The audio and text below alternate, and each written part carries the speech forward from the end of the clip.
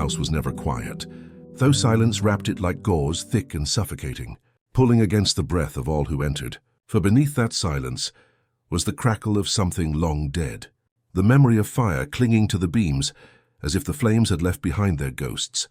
The fields outside stretched wide and hollow, once fertile, now brittle under a sun that punished the earth with light too sharp, too white, a sun that scorched rather than blessed, its heat rotting the stalks where corn should have risen tall, where cotton should have bloomed pale and soft, where labor had once bent backs and spilled sweat into soil that refused to yield. Even the crows no longer came, for the ground itself seemed poisoned, but the house, oh, the house still stood, heavy and swollen with secrets, its frame leaning but unbroken, its windows fogged not with dust but with a kind of film, as if eyes had pressed too long against the glass from within. Watching, waiting, refusing to blink. It smelled always of ash, the kind that clings long after fire, not fresh, not sharp, but aged. The scent of charred wood soaked into marrow, into plaster, into bone. The scent of smoke that would not leave no matter how the winds howled through the chimney. And the villagers said it was because the house itself had burned once, but not enough, never enough, that the fire had been fed something unnatural, and so it smouldered still. Deep inside, the children dared each other to approach, their bare feet crunching on brittle weeds, whispering names in tones meant to break the spell of fear, but only weaving it tighter. For every child swore the same thing, that when you stood near the porch you heard whispers, not in the air but in the rafters high above, in the hollow places where swallows once nested, where now only shadows moved, shadows that stirred though the air outside was still, stirred as though pulled by the breath of something that had never been human. "Did you see it?" one boy asked, his voice more air than sound. Clutching the wrist of the girl beside him, "It moved again. I swear it moved again." She shook her head but would not lift her eyes. Her lips cracked as if from thirst, though the well was near enough to drink from. "It doesn't move," she whispered back. "It watches." And this was the deeper terror, not the idea of shadows writhing, but of shadows waiting, crouched in the angles of wood, pressed into the folds of night, patient as hunger itself. No adult would cross the threshold, not since the last time, when the preacher, swollen with holy zeal, had entered with his Bible in hand and come out pale, the book itself smudged with black fingerprints, though none had touched it but him, his voice broken as he muttered to the congregation, "There is no cleansing fire strong enough, no prayer deep enough. The house is older than sin." The air inside was thick with that smell, always the ashes, always the smoke that seeped from the walls, though no chimney fire burned, curling in invisible threads around the throat of any visitor, making them cough, making them tremble, and still they felt the weight of eyes, unseen but heavy. Pressing down from above, the boards creaked even when no one walked them, and sometimes a shiver ran through the floor, as if something beneath stirred, stretching long limbs against the wood that held it prisoner, a pulse that made the lamps flicker, and the doors groan against their hinges one night.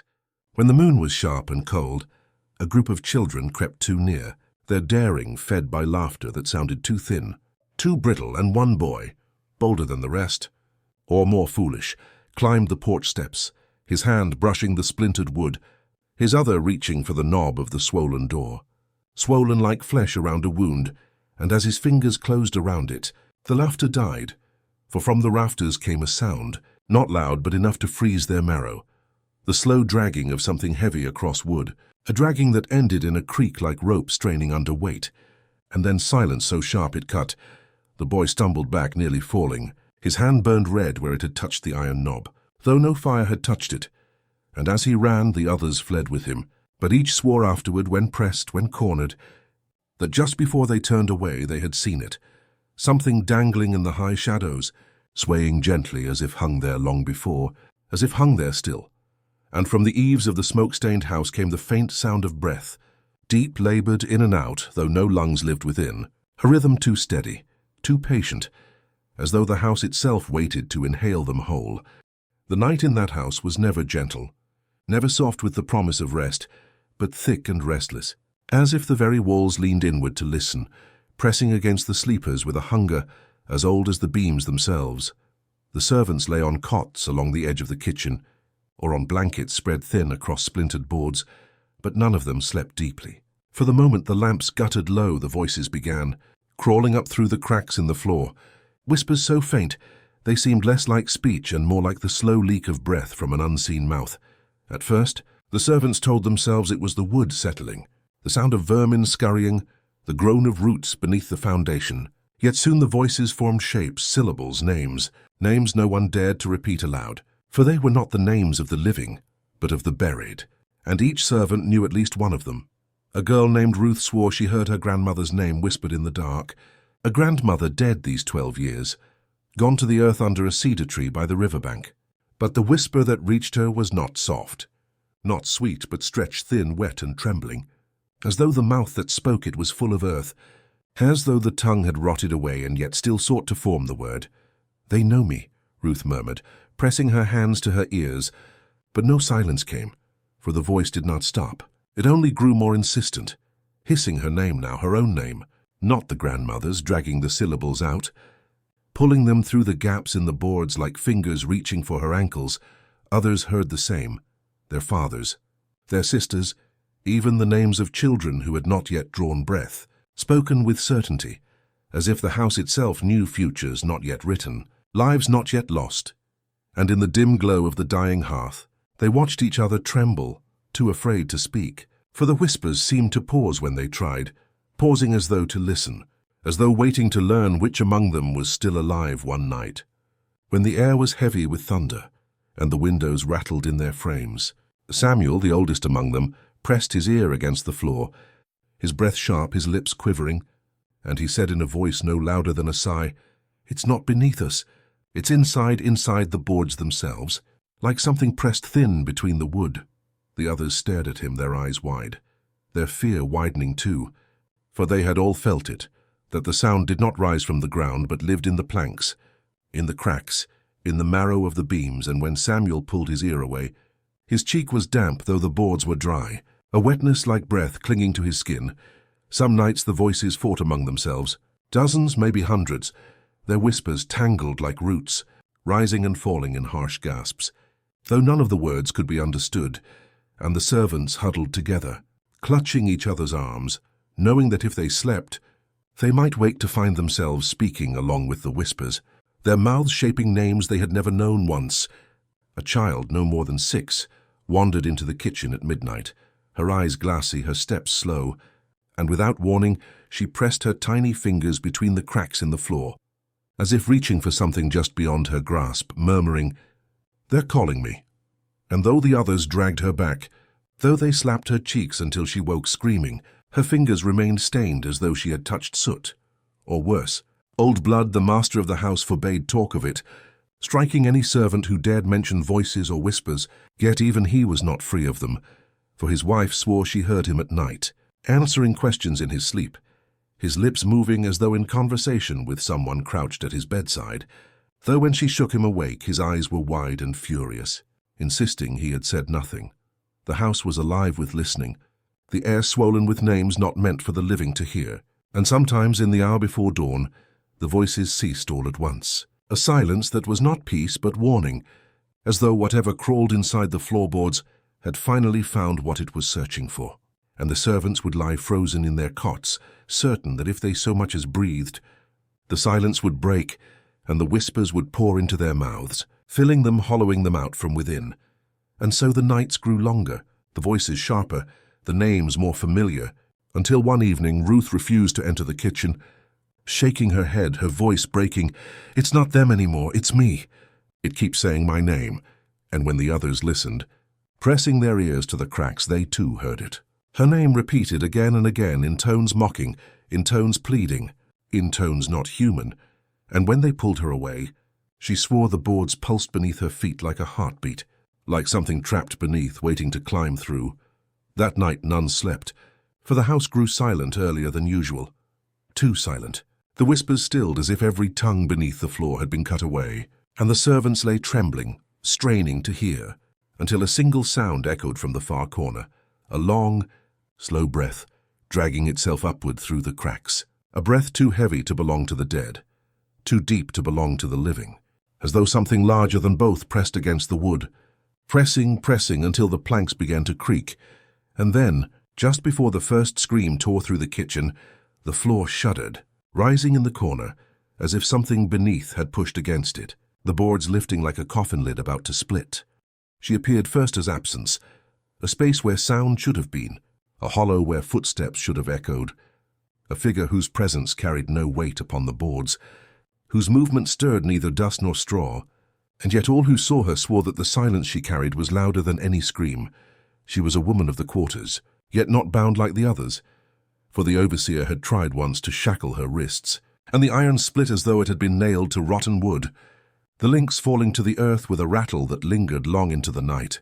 And from that night forward, no one touched her with chain or rope, though no one dared call her free. The others kept their distance, whispering of her only when the lamps were low, saying her silence was not mercy but warning, that the air bent around her, that the dogs refused to bark when she passed, their hackles raised, their eyes white with terror, as if sensing something greater than flesh. In the daytime she worked with her hands in the soil, yet the crops withered beneath her touch, turning black at the root, curling into husks before the harvest could come.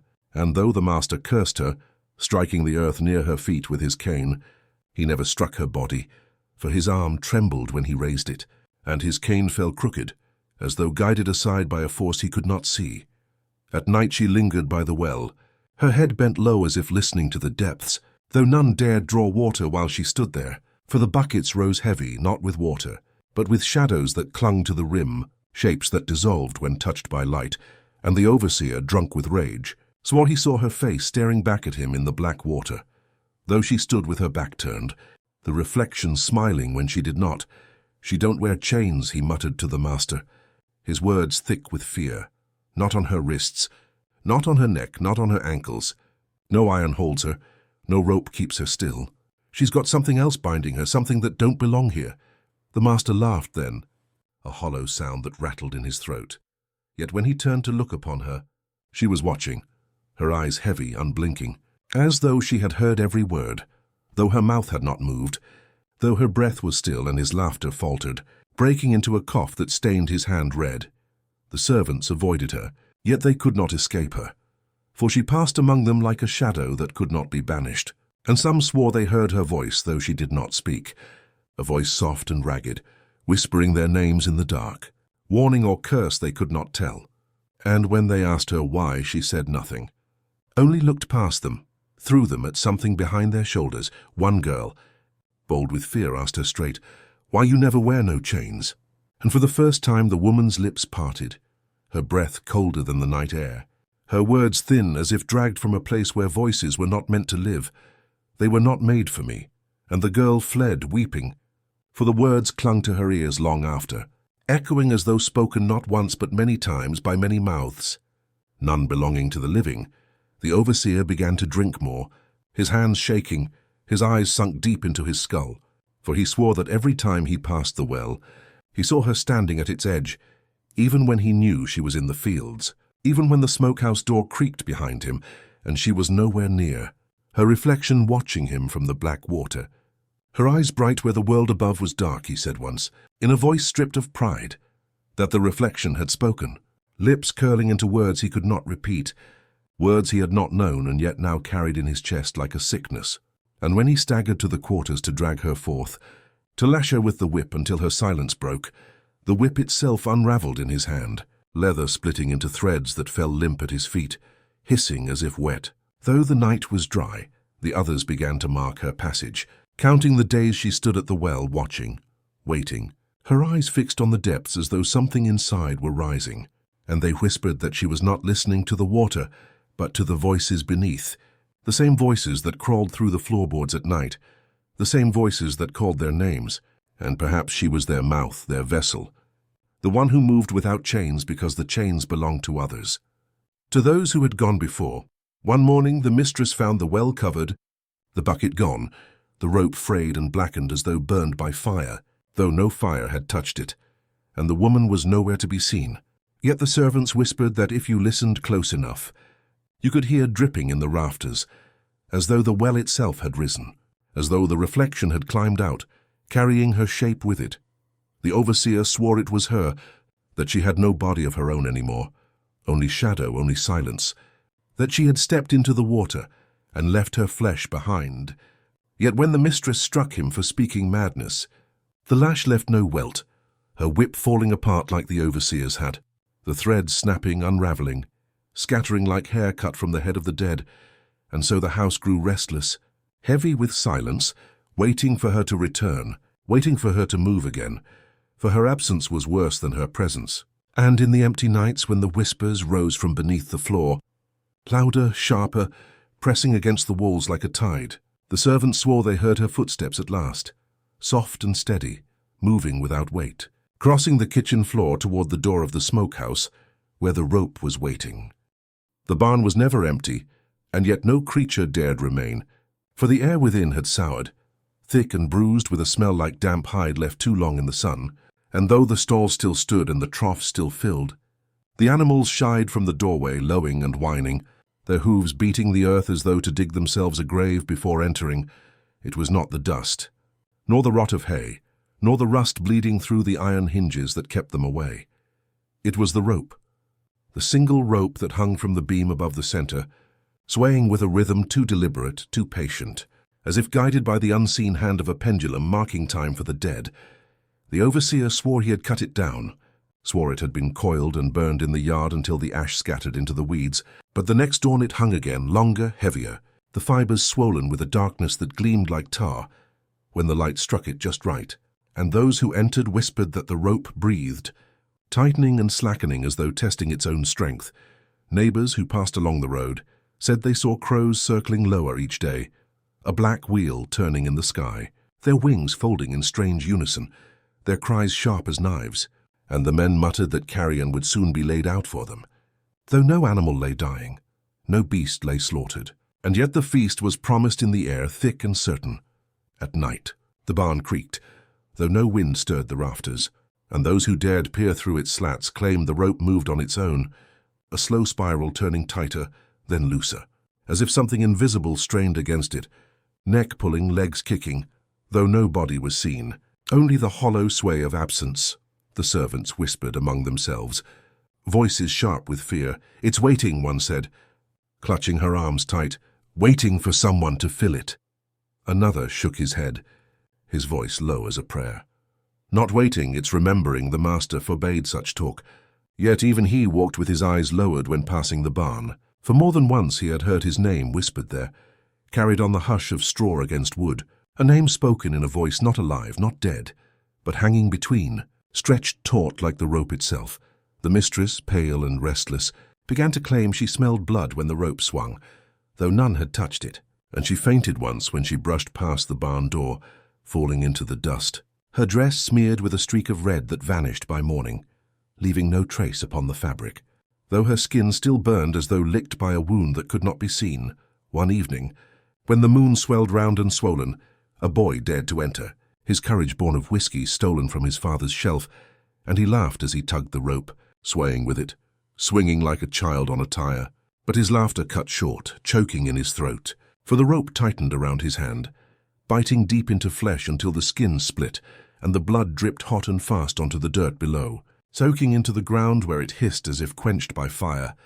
He fled screaming, his palm torn open, the wound refusing to close no matter how tightly it was bound, and that night he swore he dreamed of himself hanging, not by his neck but by his heart, suspended, still beating, while the rope creaked above him, lowering, until it took him whole.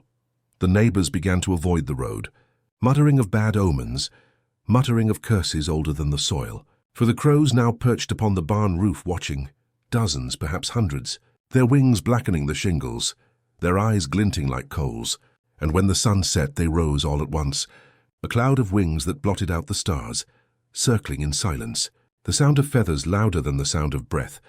One woman in the village swore she saw figures in the barn at dusk, faint and grey, swaying side by side like sheaves of wheat hung to dry, their forms thin, their necks bent, their feet barely brushing the earth, and though she screamed, covering her eyes, when she opened them again the barn was empty, save for the rope, swinging slower now, its fibers slick, glistening as though something had been freshly cut away. The servants no longer entered, not even under threat, for one claimed she felt a hand on her shoulder, though none stood behind her, and another said he heard the breath of children crying in the rafters, their sobs muffled, their pleas unfinished, as if choked short by the rope that swayed just above and still.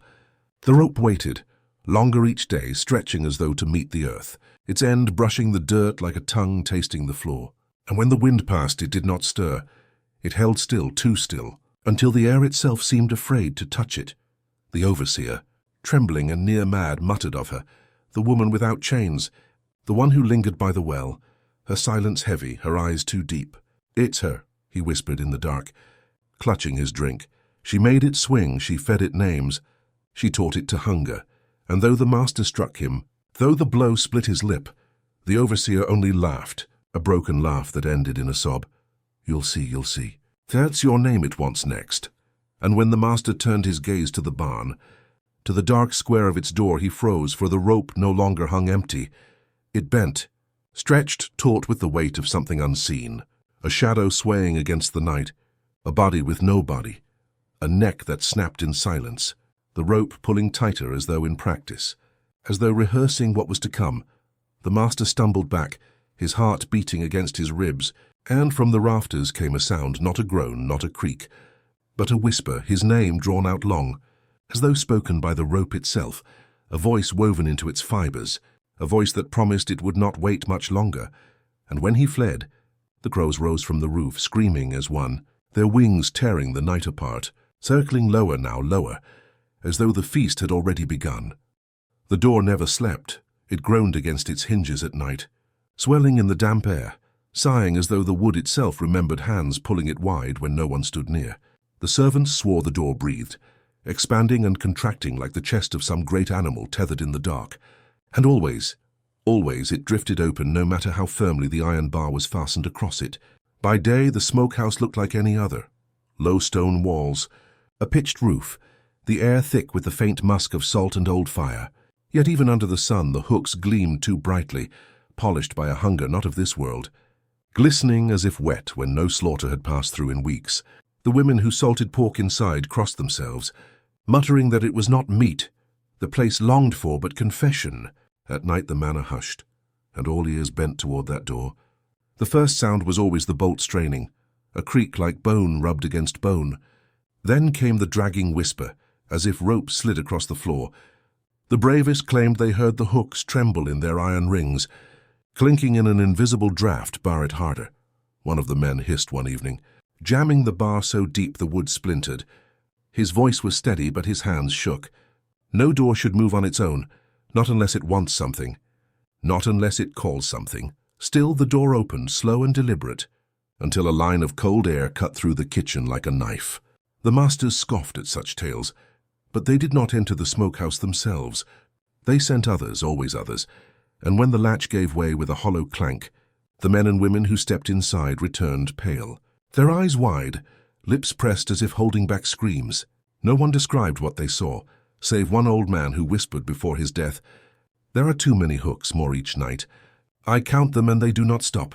Sometimes the hooks swung though the air was still, their shadows stretching long across the walls, bending into shapes no meat could cast. The children dared one another to peer inside at dusk. Their small voices trembled as they swore, the walls sweated, as if the stones themselves bled in silence. One boy said he saw footprints upon the floor, not of men, not of hogs, but of bare feet blackened by ash, toes curled like they gripped the earth itself. The smokehouse waited. It waited as if it knew, as if its door was no barrier but a beckoning. The hunger of the hooks grew palpable, an itch in the air, a vibration in the teeth. And in that silence came a low voice, slipping through the cracks, rasping, patient, "Come closer." The neighbors said the crows gathered thickest on the smokehouse roof, a black shroud that stirred even without wind. They whispered that a feast had already been promised, one not of pigs nor cattle, but of men whose time was nearly come. On the fifth night, when the moon was thin and red as a bloodied sickle, the door swung open with a force that broke the bolt clean in half. The hooks within trembled, their steel ringing out like bells tolling in an empty church, and though no hand guided them, they swayed, rising higher and higher, until they seemed to reach for the rafters. Those who watched from the shadows swore they saw faces in the black stone walls. Pale mouths pressed open in soundless cries. The smell of smoke thickened, not of hickory or oak, but of hair, of flesh, of something once living seared against iron. The door gaped wide, breathing, waiting, and the last sight before the watchers fled was this. The hooks no longer hung empty. Each one bore the shadow of a body dangling, turning slowly in the gloom, though no corpse was there to cast it, and when the watchers returned at dawn, the door was closed again, locked from the inside. The night broke not with thunder nor with wind, but with a silence so thick it pressed against the walls like a second skin.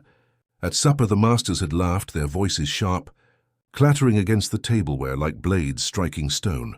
They mocked the woman who would not speak, who walked barefoot through the fields as though the earth itself carried her. "She thinks herself unseen," one drawled, his mouth glistening with grease. "But even shadows have chains," the others joined in, their laughter hollow, rattling in the rafters until it sounded less like mirth and more like bones clinking in a grave. Yet when the last candle was extinguished, when the house fell still, their mocking voices were heard no more. The first to notice was a servant girl who crept toward the smokehouse before dawn, drawn by a heaviness in the air. She swore later that the very trees leaned away from the building, their branches straining as if not to witness what stood within. The door sagged open, its hinges black with tar, and the smell, sweet, rancid, unbearable, rolled out like a tide inside. The hooks no longer gleamed empty. They bore their burden now, bodies swaying gently in the dark, stripped of laughter, stripped of voice, dressed like hogs for curing. Their feet dangled limp above the earthen floor, the skin of their necks pulled long and tight, their eyes bulging, staring not at heaven, but at the beams above, as though some unseen hand still pressed them upward. One of the men who entered whispered through clenched teeth, "Not tied, not bound, and yet they hang." He touched no rope, no knot, for there was none, only the cold steel pressed into flesh as though the hooks themselves had chosen. The overseer spat, his face drained of color. "This is no doing of man." But his voice betrayed the crack of fear, the crack of knowing, for among the bodies swaying like game, a pattern was seen, a symmetry too deliberate for chance, as though some ritual had arranged them. 5 to a beam, heads turned toward the door, arms limp in silent welcome. The crows circled above the smokehouse roof, black wings thundering against the dawn. Each bird seemed heavier than the last, weighed down by something more than flesh. Their cries raked the sky, shrill, exultant, as though announcing a feast unseen. One child dared whisper what the others thought. "She did it." His voice quaked, but his eyes held steady. "She made them meet?" His mother struck him silent, clutching him to her breast, but the words lingered in the air, heavier than prayer. By midday, the air soured with rot, though the bodies had only just been found. The servants muttered that the hooks had been waiting, sharpened by hunger not of beasts, but of justice long denied. And though the master's flesh swayed lifeless, there was no peace in the room, only a tension that coiled around the beams and settled into bone. Night fell again, and with it came the echo. Not footsteps, not chains, but the hollow rhythm of something striking wood, like carcasses bumping against one another. Though no hand pushed them, the bodies swung wider, knocking shoulder to shoulder, bone to bone, as if some unseen current played among them. The sound carried out across the yard into the fields, into the dreams of those who tried to sleep. One old woman, her face lined with sorrow deeper than years, whispered into the dark, "She is not finished. She has only begun." And then came the final horror. For the watchers who stood trembling at the smokehouse door swore the mouths of the dead began to move, not in speech, not in breath, but in silent opening and closing, as though chewing upon words that could not be spoken. Each throat stretched on its iron hook, vibrating faintly, like instruments strung for a song that none dared hear. The door swung wide once more, the bodies turned in unison, faces slack yet deliberate, and all eyes fixed upon the living standing outside. No one saw them arrive, no one heard the flutter of their wings, yet by dawn the air was swollen with their hum, a droning that clung to the eardrums until it felt like the sound came from inside the skull itself.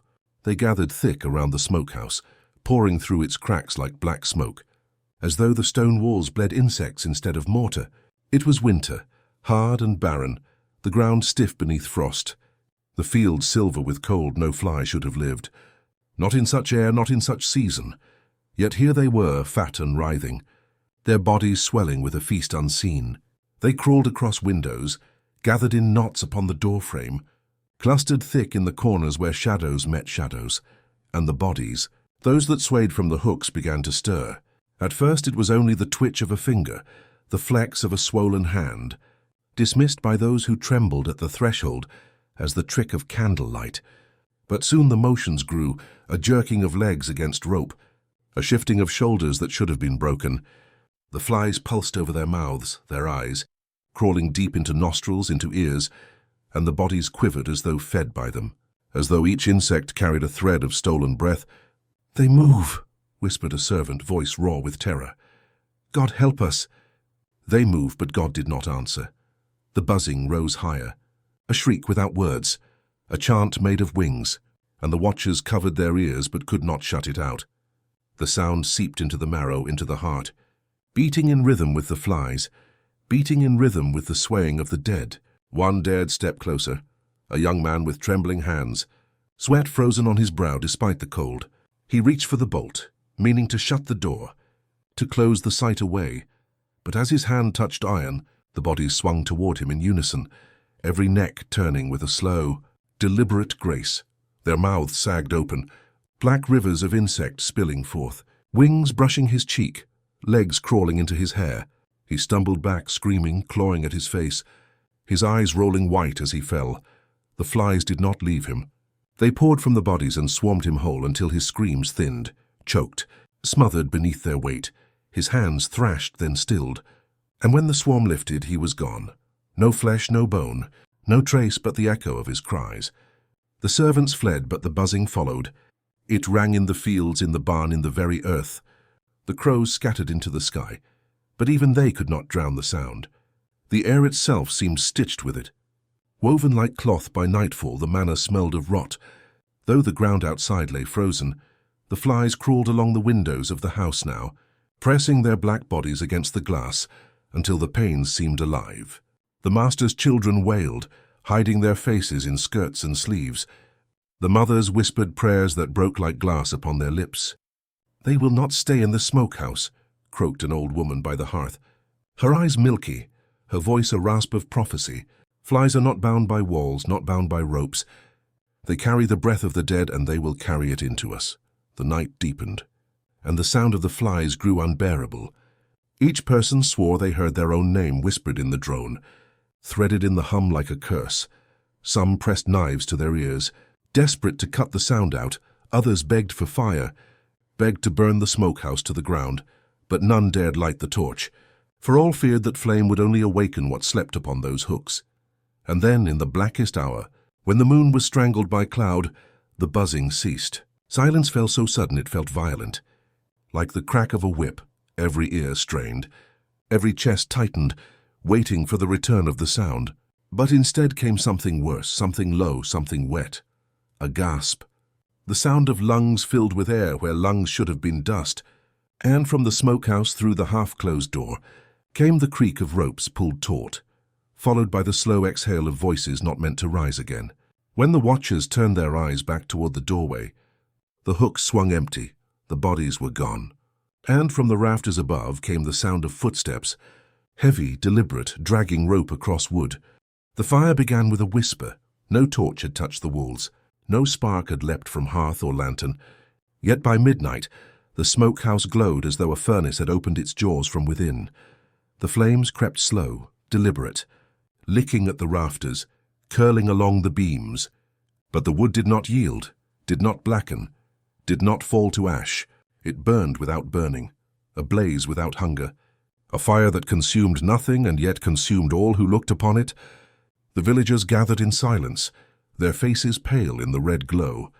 Children clutched their mothers' skirts, their eyes wide, and men gripped axes that felt suddenly useless in their hands.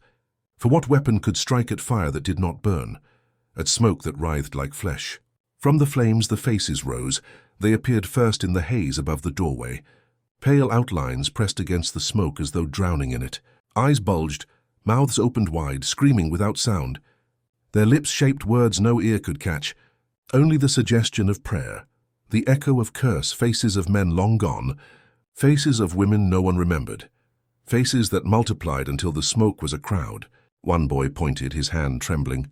"That's Master Henry," he whispered, voice thin as a reed. And that's his wife." The words broke as the smoke contorted, the faces twisting, stretching, dissolving into screams that had no sound yet carried through the marrow. The old woman who had spoken of flies now spoke again, her eyes reflecting the red light. "Do you see? The fire is not ours, it is theirs. It carries what we buried, what we chained, what we thought the earth had swallowed, and it will not stop." The heat pressed outward, though the air was cold. Each breath tasted of ash, of iron, of something bitter as blood. The villagers covered their mouths but could not shut out the taste, could not shut out the scent. Some swore the smoke carried whispers, fragments of words that clung like cobwebs. "Unfinished," said one, coughing into his sleeve. "Unforgiven," muttered another, his voice breaking.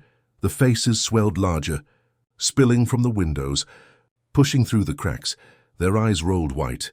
Their jaws worked in silence until one, just one, broke through, a man's face, blistered and blackened, his mouth opening wide, and from it came a sound no fire should make, a laugh, low, guttural, heavy as stone falling into a grave. It rolled across the yard, silencing all who heard it, freezing their blood. The villagers stumbled back, crossing themselves, some falling to their knees. "It mocks us," one man hissed, though his voice shook.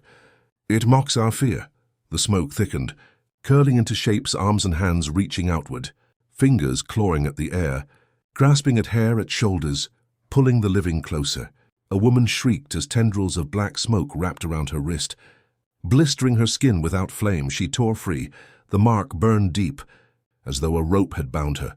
The fire raged higher. But the building stood untouched, its walls unscathed, its beams unbroken. It was not the smokehouse that burned, but everything else. Memory, faith, the thin veil between the living and the dead. Then the wind shifted, the smoke rolled outward, stretching into the village itself, filling alleys, curling beneath doors, slipping into homes where children slept. Faces appeared in bedroom corners, above cradles, along rafters. Eyes glimmered in the darkness where no light touched. Those who tried to flee swore the smoke followed, a tide of screaming faces pressing close. Pressing inside, some fell to the earth, clutching their heads, crying out that the fire was in their lungs, burning them from within, and when they coughed, ash spilled from their mouths, warm, wet, red with blood. The overseer stumbled forward, his face grey with terror. "Burn it down," he rasped. "Burn the smokehouse to the ground, let it end." But when men rushed with torches, the fire leapt higher, a wall of flame that forced them back. Their torches looked pale beside it, weak, pitiful, until the flames reached out and swallowed them whole. The men fell screaming, but when their cries ended, their faces rose with the others, caught in the smoke, screaming forever in silence. The villagers fled into the night, the red glow at their backs, but the fire did not dim. The smokehouse stood tall, eternal, a black altar crowned with unholy flame. The faces twisted, their mouths opening wider, wider, until the smoke split like cloth torn by unseen hands, and from the tear stepped a figure. Its shape was woman, its walk was silent, and her eyes glowed like embers buried deep in ash. Her body swayed where no wind moved, suspended higher than the rest, her pale throat bound with cord, her fine dress blackened with soot, her shoes knocking lightly against the rafters, as if keeping some terrible rhythm. Yet it was her eyes that unmoored the souls of those who saw her, eyes that refused the dignity of death, eyes that stared wide and wet, as if the rope had not finished its work. They were the eyes of a woman accustomed to command, cold and cutting, the kind that had once measured the worth of flesh at the block, the kind that had decided which child would be sold and which would be beaten. But now they belonged to something else, something beyond the grave that would not release its hold. And those who dared enter the smokehouse swore her gaze followed them down the dark. The townsfolk tried to look away, yet every time her body swung, those eyes seemed to drag theirs upward, as though the mistress's sight alone held the rafters aloft, as though the house would collapse into fire and bone should anyone dare shut them. One boy, no older than 12, whispered what others feared to confess. "She sees us still. She sees us even when we go home." At first they laughed, though their laughter was brittle, echoing too loudly in the smokehouse. But laughter died quickly when the boy's mother found him trembling before their looking-glass at dawn, muttering that he could not turn away because she was standing there, behind the silvered glass. Watching others spoke the same. Women said the eyes appeared in water basins as they washed clothes. Men swore they glimpsed them staring from windows at night. Even the preacher admitted that when he raised his hands in prayer, he felt her gaze pinning his palms down like knives through moth wings. No one dared remove her body, for though the others were cut down and buried in shallow earth, her corpse remained suspended, untouched, as though bound not by rope, but by some covenant older than their God. Cut her down, urged one farmer's wife. Wringing her hands raw, she brings ruin on us all. But the men muttered excuses. Tools went missing. Ladders rotted overnight. Ropes snapped in their hands until they ceased trying altogether.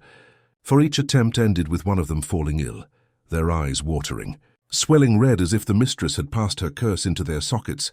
Nights grew longer. Sleep turned sour, and dreams filled with her stare, unblinking, wide, merciless, yet pleading too.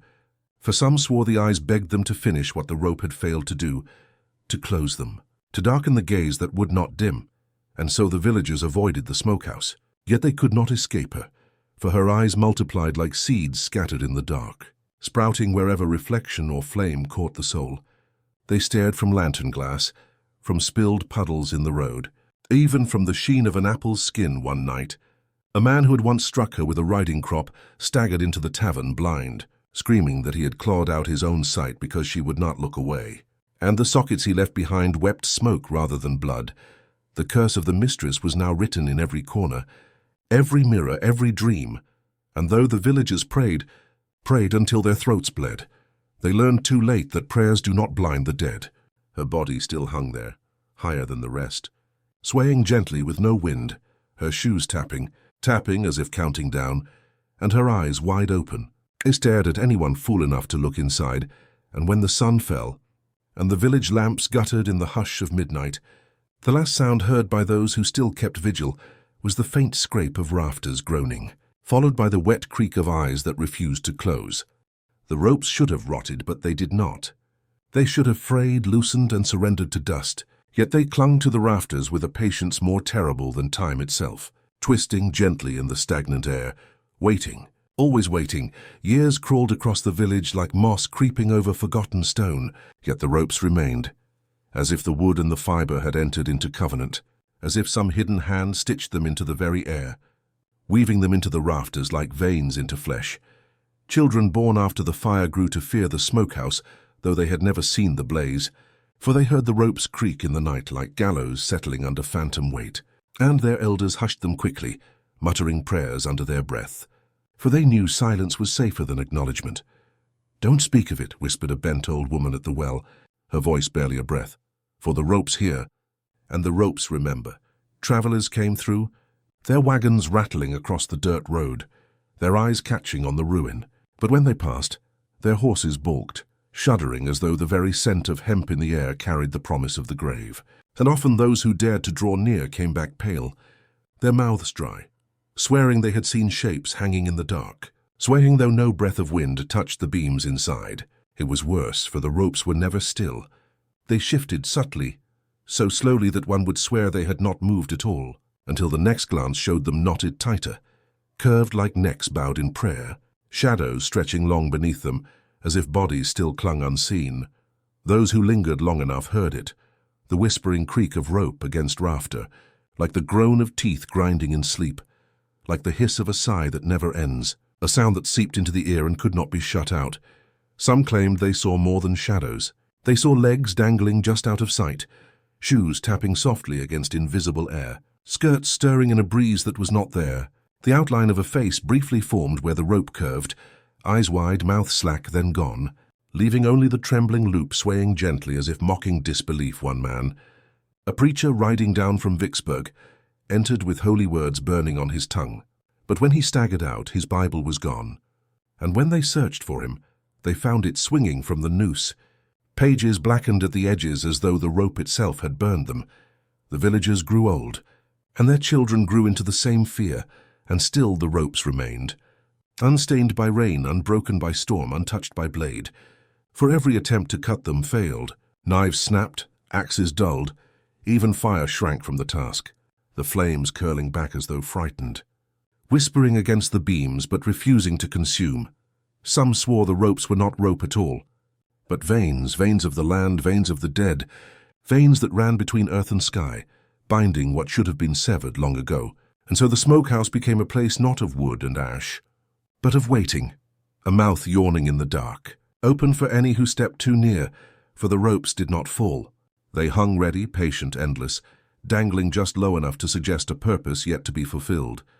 "They don't need the dead anymore," a drunk muttered one night in the tavern, his voice shaking. "They're waiting on the living." No one laughed, not even to quiet their own fear, for all had thought it, all had dreamt it, all had woken in the sweat of night, feeling the rasp of hemp tightening around their throat, hearing the groan of beams bending above them, feeling the lift of their feet from the floor. And when the moon rose over Mississippi, pale and watchful, those who dared pass by swore they saw not one rope, but many more than had ever been tied, more than could be counted, swaying in the black of the smokehouse, each one waiting like a hand extended, like an invitation whispered in the dark.